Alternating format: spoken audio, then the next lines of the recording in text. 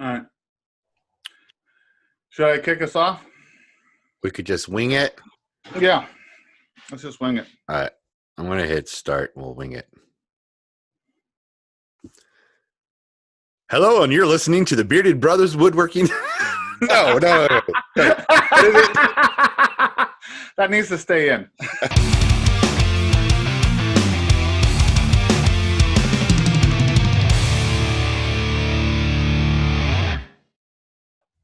Hello, and you're listening to the Bearded Brothers Podcast with Andrew Lord, the Bearded Giant, and Gary Hurd, the Bearded Woodworker. That would be me and him. So we had a small break because you went on a family trip. Where did you go? Yes, we did. We decided that the only time we were going to get a summer vacation was right at the end of June, right before July. So we took off to the Redwoods in California, which was about a 4.5-hour drive. We spent a couple of days there outside, away from people. Brought our mask. We wore our masks when we went inside the gift shops and stuff. We went through the Trees of Mystery. They have a really cool new sky bridge that crosses over multiple redwood trees way high up in the air. It was pretty awesome. Nice. We stayed in Crescent City, and then after that, we went up to check out Crater Lake, which Alex and I have never been to, and I believe Sarah said she was an infant the last time that she went there. So that was pretty awesome. And then on our 5th day way back home, we stopped and did our whole Costco and Co shopping thing. And nice. So how many days were you on the road? 4 or 5 days? We were gone. We left 5 days. Yeah. Nice. That's a good trip. A long travel day, stopping, doing whatever we wanted. Spent 1 full day at the Trees of Mystery in the Redwoods. And then the 3rd day, we took our time, played a little disc golf, played with some squirrels, headed up to Crater Lake. And then the next day, we spent the whole day at Crater Lake. 1 day travel home. So, yeah, it was gorgeous. Man, it was really nice. Yeah. We got a lot of footage that we're going to, I think, put together some videos for our family YouTube channel, Pacific Babble. And, if I'm making weird faces, it's because I'm kicking my cat. Or not kicking, but trying to shoo her away. She's playing with a bag underneath this table. Oh, that's and it's annoying. She's doing it again. And those of you that know Data, this is not Data. This would be your second kitty. This would be Tig. Tig! Oh, and Tig is an adolescent, and she likes to get into everything. Oh, funny fact. Likes to get into everything. That I have Tig's brother. His name is S'mores. So both you and I have a cat from the same litter, and they're the same age, and I think they're doing the same thing. Yes, they are. Everything still. Yeah. Oh. So yeah, I haven't taken any trips. I don't think I've taken any trips this year, other than I came down and visited you for a weekend early this year. Yeah. After that, and the firewood. Yeah. Outside of that, I've just hung around home. You know, the whole shelter in place. Self-isolation thing. Yeah. Was your last trip helping Kevin from Hope This Works? Yes, my last road trip was last August, where I went to Wyoming.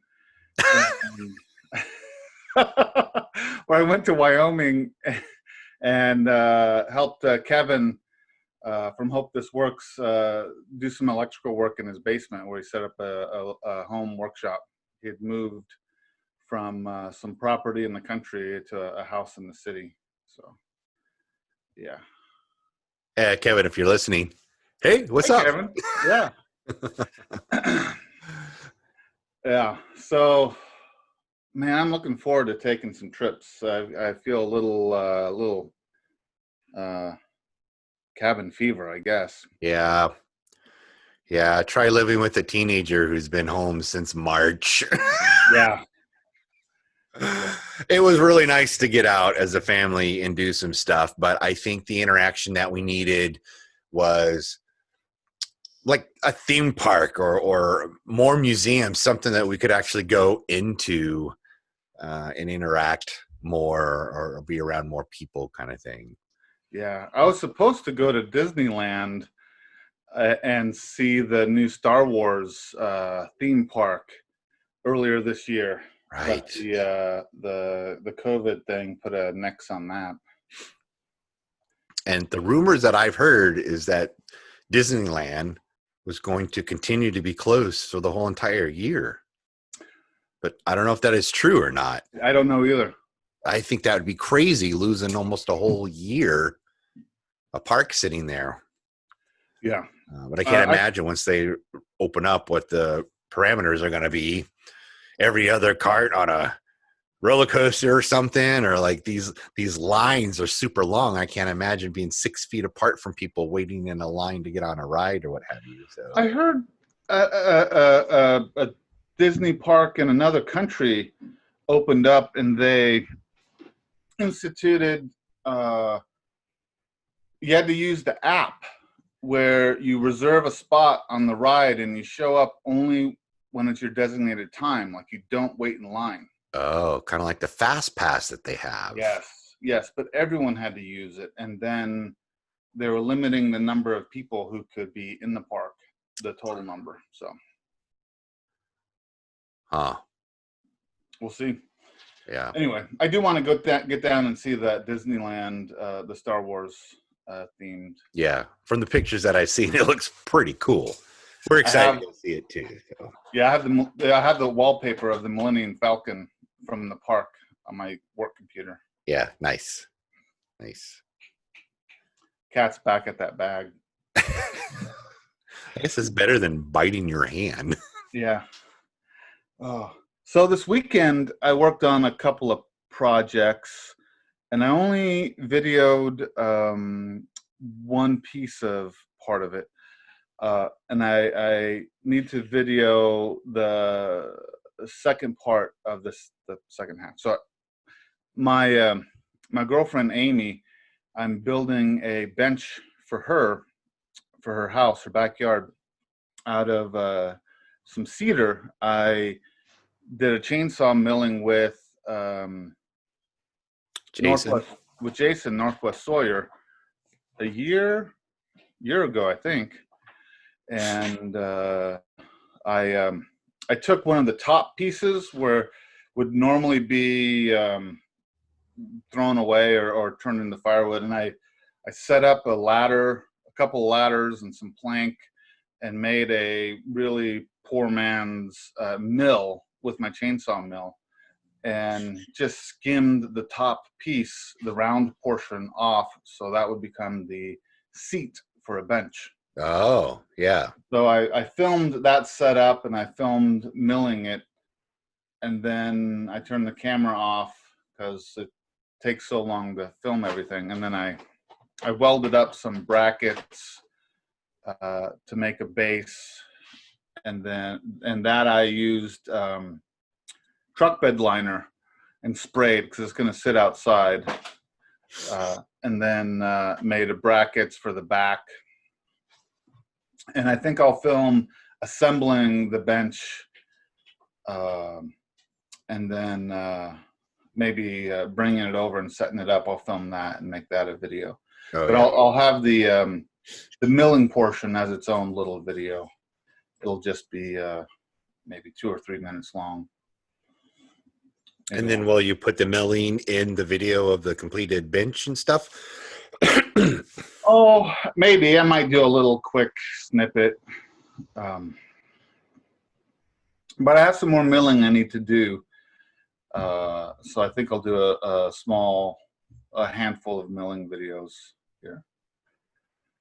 And then, yeah. So Cool.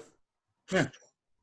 So one I of got those videos that take a long time to do because you started it a year ago or months ago when you were milling things, and now it's time to build things, and then you have to wait to deliver it, put it in the setting, and I've got probably 5 or 6 of those videos waiting to finish this project so I can put it in place or do whatever and then edit everything.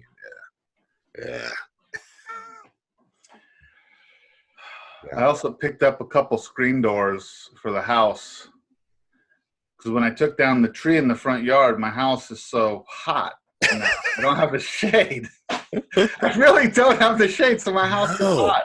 Yeah. So I bought a couple screen doors, and I didn't have time this weekend to put them up. I unboxed one of them, and it's for a 36-inch door. And my door is the appropriate size, but the guy who trimmed it really tight. So the trim is 35 3/4 inches apart from each other, and the frame I bought needs 36 inches. Oh, right. So don't know what to do exactly. Oh no. Maybe take the trim off and retrim my back door. Probably. Take the trim off and cut a 1/4 inch off the end and put the trim back up again or something. Yeah. Oh, man, that's too bad. So you're hoping to get a good cross breeze through your house so you don't have to use your AC as much. Yeah. And a funny thing about that is one of the days this weekend, it was pretty warm. So I was working outside on that bench. So I thought, I'm going to turn the AC on. So when I come in later, it'll be nice and cool in the house. So I turn the AC on. I go outside. I'm outside for a few hours. I come back, and my house is hotter than it was before I went outside. Oh, and I look at the AC, and I just turned it to fan. So I was blowing hot air from outside into the house.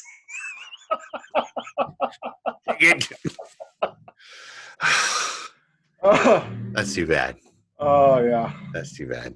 Fortunately, we're in an area where we've had 2 air conditioners, and I think we gave one to your mom and gave the other to you. We haven't needed, they only come maybe 2 or 3 days the whole entire summer years that it's super hot here. But other than that, we get a nice cross breeze here, so we don't need AC, but it does get warm out. I mean, 78, that's warm for me. Yeah. Oh, that's cool. Well, I finished my yard dice game, my Yahtzee, just in time for 4th of July. And I spent the last 2 days, today and a little bit of yesterday, editing everything. So I should be putting it out tomorrow, or it should be out already by the time you listen to this podcast. It's out there. And it was super fun. What I didn't realize, because I'm using a 6x6 beam instead of 4x4s, in my head, I really thought I could get 5 6x6 dice in a 5-gallon bucket. No. No. So we ended up using like a storage bin to put the dice in and roll it. So it made it a little more awkward to roll the dice on the yard, but it was still fun. So I put a little bit of clips of us playing the game at the end of the video too. But it was cool. It was a cool build. It didn't take very long. It's just it just got away from me. Like, I think I could have done it in one day. I could have cut everything, sanded, put the holes. But I ended up ordering, after I cut all the cubes and I made a template, I couldn't find the router bit I wanted, and I thought using a Forstner bit would be better to put the dots on the dice. Yeah. So I ordered some Forstner bits, and because of this whole COVID-19, like, it's really hard to get a 2-day prime shipping anymore. So I had to wait longer to get the drill bit in so I could continue doing this project. But once I got the project, then it, took a couple of days to do. But I think it turned out pretty cool. And how'd the Forstner bit work for you? Really nice, actually. I bought a set. It came with, 6 or 7 different sizes, just kind of like eighth quarter, half inch, 3/4 inch, inch and a half, or inch and a Mhm. quarter, something like that. And then, they were the more inexpensive. I think they were $30 or something for that set, not $80 set, but I was really quite impressed with them. And there were a couple of the heart of the beam and some knots that the Forstner bit went through with no issues at all. Nice. But I used it on my drill press too, and not Yeah. a handheld drill. And yeah, super excited. That's the first time I've really used a Forstner bit too. I've always wanted them, but I've just never bought them. So I started with the small kit, and I find out if I use it more, I'll probably purchase more, bigger, better, higher Better quality or quality. something. Yeah. But I've never tried using the Forster bit, so that looks like fun. yeah, it's really cool. And I've seen some people make little wooden knobs using a Forstner bit. So they would drill holes around a circle, and then they would cut the circle out. So you'd really have half circles on the edge of the circle, so it gives you that little finger groove tightening thing. So I thought that would be really cool to try something like that too, and make a jig or something like that. But yeah, it was pretty cool. And I like the fact that you can go in partial into a piece of wood and still kind of have mostly a flat bottom. There's a little hole in the middle of it, but it's not like a spade bit, where it gives the cone or gives you a rounded bottom using a regular drill bit or something like that. So that's really cool. Like if you got a bigger one, you could use that in a big branch or small log, put tea candles in, that kind of stuff.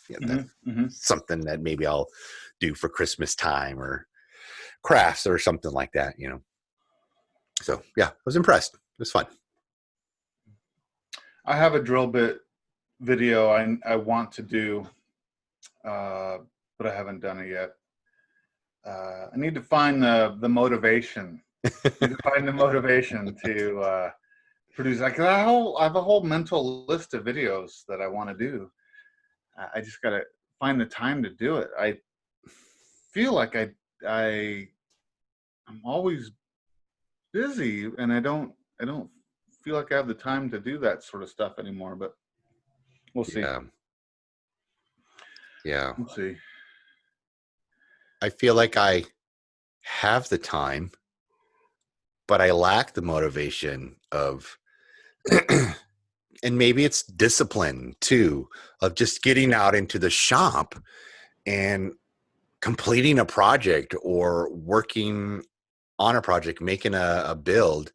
I look at the numbers of my videos, and I've got some videos in the past that are still doing pretty well, but the recent videos I've been putting out, I'm just not getting the views. And so maybe I take that as a little insight to not really need to put any effort into it. Nobody's watching my videos anyway, kind of thing. But I know that's the complete opposite of what I need to do. Yeah. I need to continue to put out videos so that it gets in the algorithm and people find it. Because when I look at my analytics, the people that are watching my videos is like 95 to 98% non-subscribers.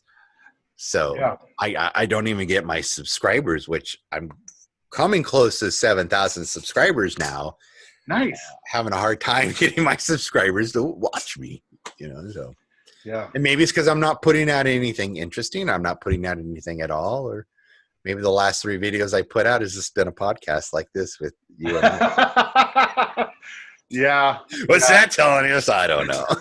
These podcast videos aren't doing so well for me either. Yeah. But it is some content, and that's fine. Yeah. And the idea is really to put out more audio podcasts. So I think people might listen to it more than just sit around and I don't know. Although an interesting thing I just listened to on a podcast was the influence of YouTube and how many hours of content is consumed every day.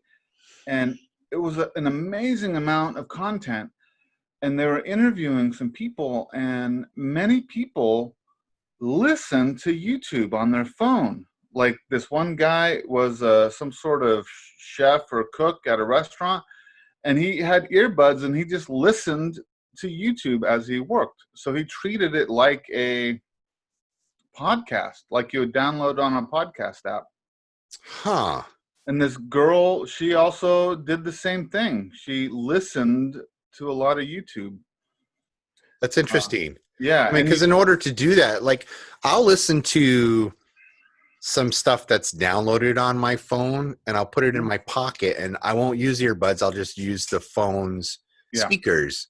But you can shut off the screen and put it in your pocket. But on a YouTube video, you literally have to use your battery. You have to use your data. Yeah. You have to be hooked up to the Wi-Fi or whatever to listen to something like that. So that's you don't necessarily have to be hooked up to Wi-Fi. You can download videos to your phone. If you're the pro or red, if you pay though, right? Yeah. I don't know, $9.99 a month or something. Yeah. Maybe people. I had that ever so briefly, because it gives a share of that money to the content creator.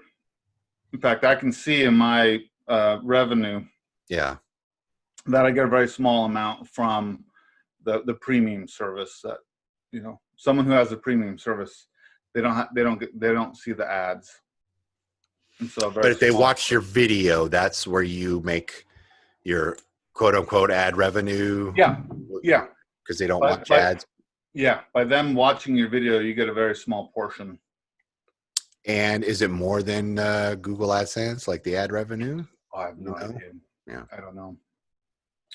But I thought it was more of a. I subscribed to it for a little bit, and I thought it was more of a direct support of the content creators than the ads. Yeah, and I get the benefit of not having to see the ads. And you can download things apparently, and you can download, and watch later. But you still have to have your screen on, correct?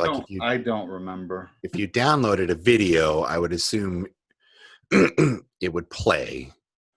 Mm-hmm. It wouldn't be just like audio where you could have your screen off and put it in your pocket, not worry about buttons being pushed or something. Yeah, I don't know. Yeah. I don't know. I know iPhone in their recent update has done something. Up until now, when let's say you're watching a YouTube video, the phone ringing, the banner will come right across what you're looking at, and it will interrupt your viewing. Well, apparently, then the newest update that made it smaller and more out of the way, so you don't accidentally answer the phone when trying to swipe it out of your way. Oh, yeah. Yeah, I would hate that. I don't answer my phone much at all. We've been trying to reach you to discuss your car's extended warranty. Yeah, exactly. Oh, by the way, I got a call the other day. My student loans are what are they available for the forgiveness program or something? I don't know. I don't have any student loans, Andrew. They're eligible for the forgiveness program, or I don't know what it was. It's ridiculous. That's why I don't answer the phone anymore. On the extended warranty one, I will sometimes let it ring all the way through and get a hold of someone. And when they ask me about my vehicle, I'll say it's a 1974 Ford pickup. I witnessed this. Ladies and gentlemen. And then Andrew said, "What are we? You're calling me? You should know what kind of vehicle I have. I have a 1974 Ford pickup. What kind of warranty can you guarantee for me?" Oh, sorry. Click. Hang up. Like what? What? Oh yeah. That was awesome. So maybe if anyone listening has gone through the same issues or might have a little hint or help of keeping us or getting us motivated, you could leave it down in the show notes or just comments or something and see if you can help these two big guys get back in the shop and get some stuff going. Because, I do enjoy making these videos. I really do. It's just, I don't know. Maybe I'm just too fat and lazy, like too out of shape. I don't want to do anything anymore, Lee, help us out. Yeah. Help a couple of brothers out, would you? Leave us a couple of comments, giving us encouragement, telling us how great we are and that you miss us. Yeah. There you go. If you mean it or not, really. Just lie to us. Give us something. Oh boy, yeah. Yeah, the world's a crazy place. We need more build videos. Yeah.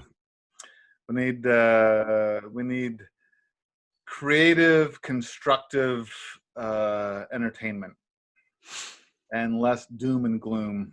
Yes.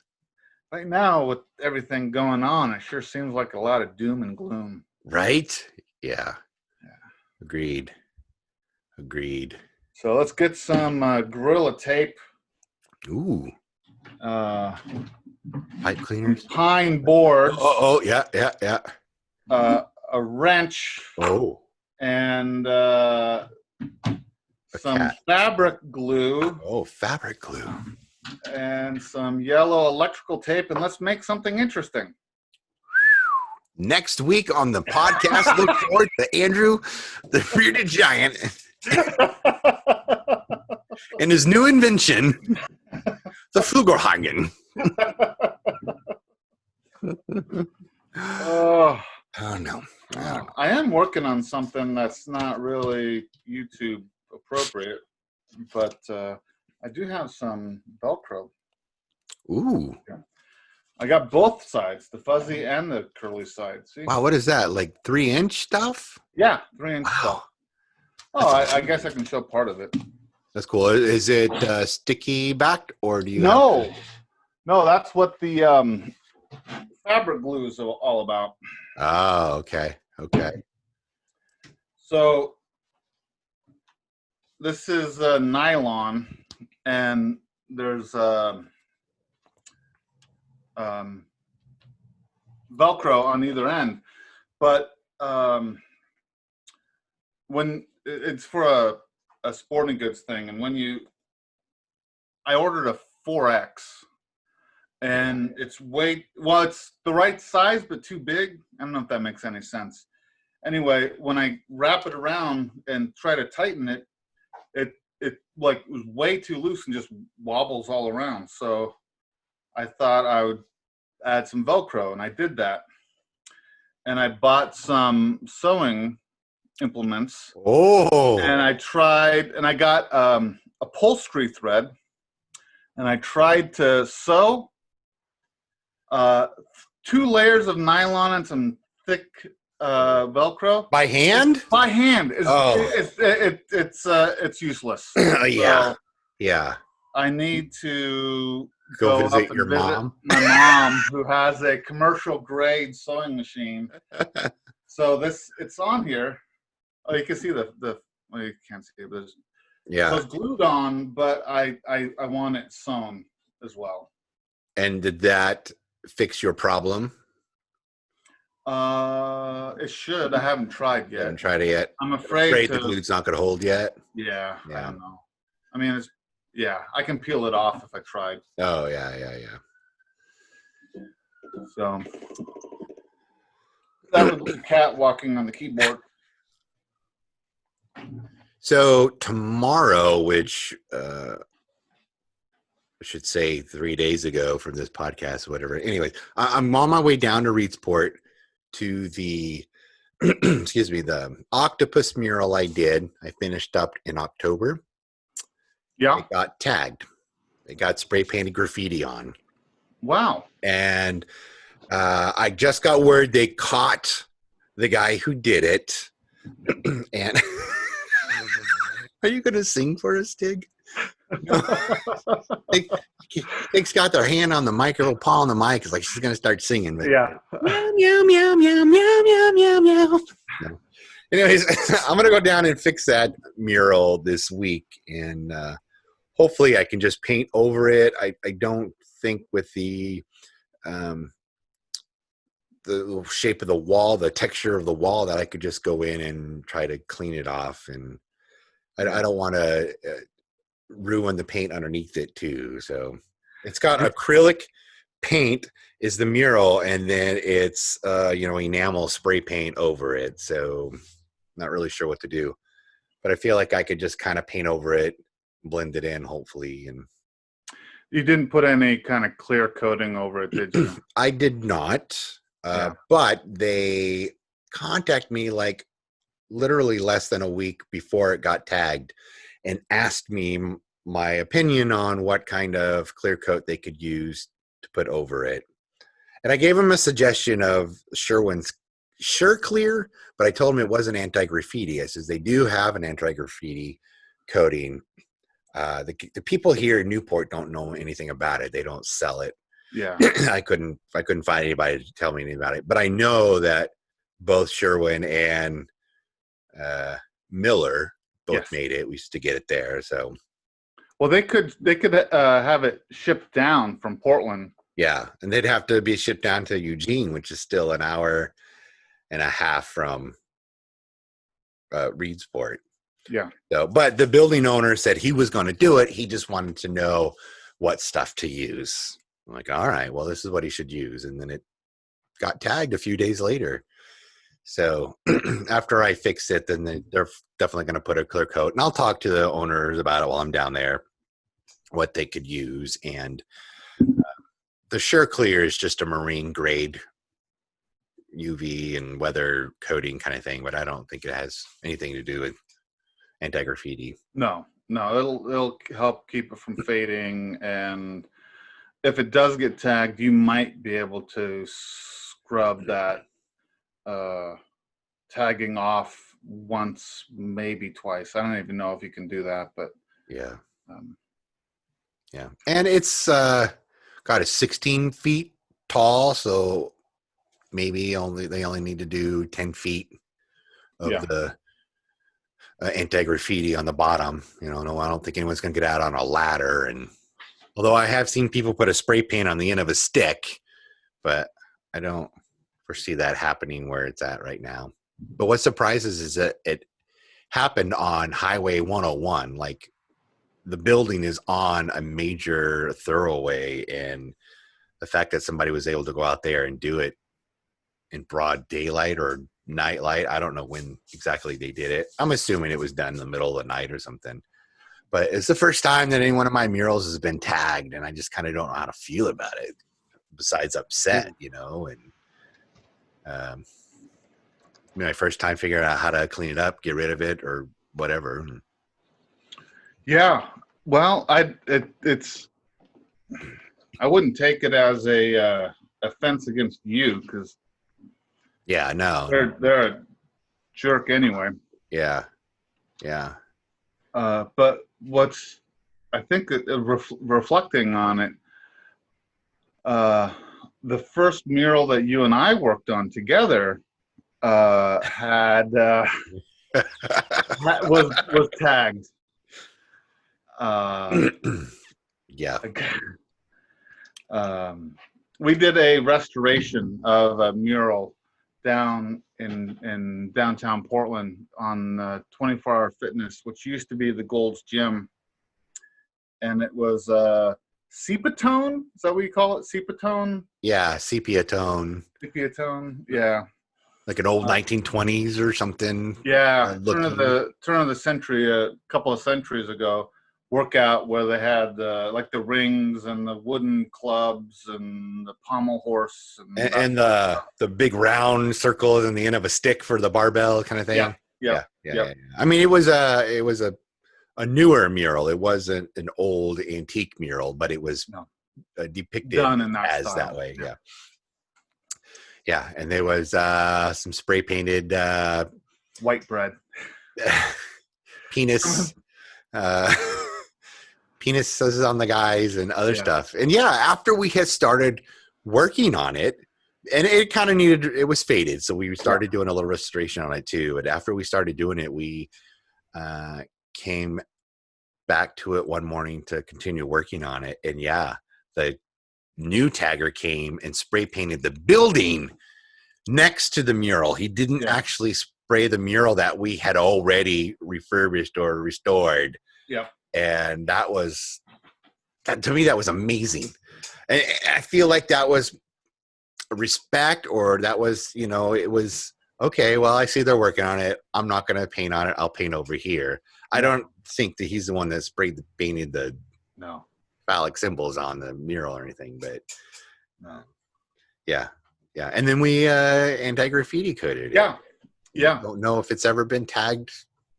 Yeah, I don't know. Or not. I never got a call back for that. 10 years or so. Yeah, I've used that anti-graffiti coating a couple times on a couple different projects. One of them was a project you did on a bicycle. Yeah. Bicycle store. Yeah. Yeah, boy. Well, I need to get that cat. Stop playing with the bag. So maybe then, Andrew, I should take this opportunity, because the mural that got tagged is in a city that I have 1, 2, 3, 4 more murals on. And one of them is 6 feet tall by 250 feet long. It's that salmon mural you saw. Oh, yeah. And the other one is a centennial dedication mural, and that is, I think it was 12 feet by 40 or something like that. So I should bid to the city on spraying an anti-graffiti coating on all the other murals that are down there. Yeah. Get them all in one day or something. Yeah. Make a few $100 would be. Well, it's going to be a few $100s just in material costs. Yeah. Well, I mean, I'll add on to it, Yeah. That coating stuff is expensive. Yeah. And you have to do several coats, light coats. Thin coats, huh? Yeah. I think it can also be rolled on, but that's not as efficient. So the guy who was helping me when I sprayed that's actually 2 murals downtown. He spilled a whole 5 gallons of that anti-graffiti coating on the sidewalk. It was like $300 or $400 of material just on the sidewalk. Oh, I don't remember. I vaguely remember some kind of accident. I didn't realize it was the anti-graffiti stuff. Yeah. And then I brought down a pressure washer to try to clean it off, and of course it just left a nice sheen right there. Yeah. Should have just rolled out the whole sidewalk, I guess. Oh, I should have, yeah. Made the whole sidewalk anti-graffiti, but anti-slipping. Yeah. Oh, boy. Oh, that guy. Yeah. So that's what I've been up to. So I've got a handful of Pacific Babel family videos to do. Look for my yard dice video. I'm going to go clean some anti-graffiti. I'm going to go clean some graffiti. Maybe I'll make a short video for my Kraken Studios channel. Yeah. Throw something up there. Yeah. Anyway. Yeah, I'll edit that milling video and put that out today, maybe. Yeah, I'll just say it. I'm going to do it today. So when you guys out there on YouTube see this video you're watching now, the milling video will have been out a handful of days. And you could say, hey, I just saw that video. Yeah, I know what video he's talking about. Yeah. I'm a big fan of the Bearded Giant. Yeah. Have you been watching anything, Andrew? I have been watching some small RV trailer review videos. Uh-oh.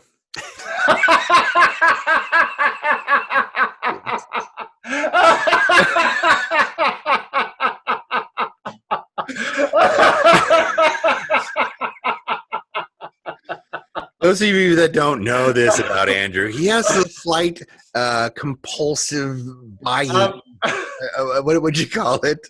I have impulse control issues Yes. when it comes to big ticket items. He's looking for something, I'm sure, to pull with his Cybertruck that he'll be getting in 2 Yeah. years. Yeah. I still have intentions of converting that cargo trailer to a poor man's toy hauler. Oh, yeah, yeah, Where I yeah. put a fold down bed in the back so I can load up a motorcycle and then be able to camp. Yeah, yeah, that'd be cool. Yeah. That'd be it's a nice little trailer. Yeah. Nice little trailer.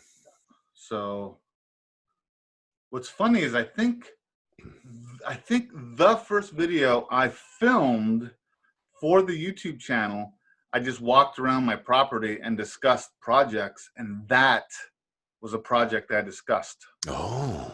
And I still haven't done it. Yeah. But it's on my mind. Still on your mind. Yeah. Still on my mind, yeah. Yeah, that's good. Yeah. Any specific channel that you... No, I don't know the names. The algorithm starts suggesting you videos once you start watching them. So I've been suggested plenty of videos. A combo of DIY camper trailers and manufactured ones. Yeah. Those Airstreams are amazing, but they're also very expensive. Yes. Yes, they are. I'm going to look up real quick the movie that I wanted to suggest. That I did watch something this weekend that I think everyone should watch. Even you, Gary, if you haven't done so yet. Hamilton. Oh, yeah, we watched it Friday. Plus. Yes, we watched it Friday. It was good. It took me just a little bit to get into it. Yeah, and it was a little confusing, but once I understood what they were doing, I knew it was basically like a rap opera. Hip-hop. The whole thing was going to kind of be like that. But we had to look. I'm like, what? Was Hamilton black? Like, wasn't sure they were talking about the same guy. And then when we found out that was George Washington, I'm like, okay, put color aside. We get it. I focused more on the music and that was, we were quite surprised. Alex really, really enjoyed it. We'd had it on our scheduled things to watch when it came out for like 2 weeks, and he was just anticipating it the whole 2 weeks. And it was something I really enjoyed in it. I thought of because of you and Alex, your community plays that you've been in. You have your set changes where you roll out stairs or you roll out this and you roll out that. And in watching Hamilton, they did very little set changes. Yes. They brought a few chairs out, moved a few things around, but most of the scene changes were lighting. The lights would dim and come back up.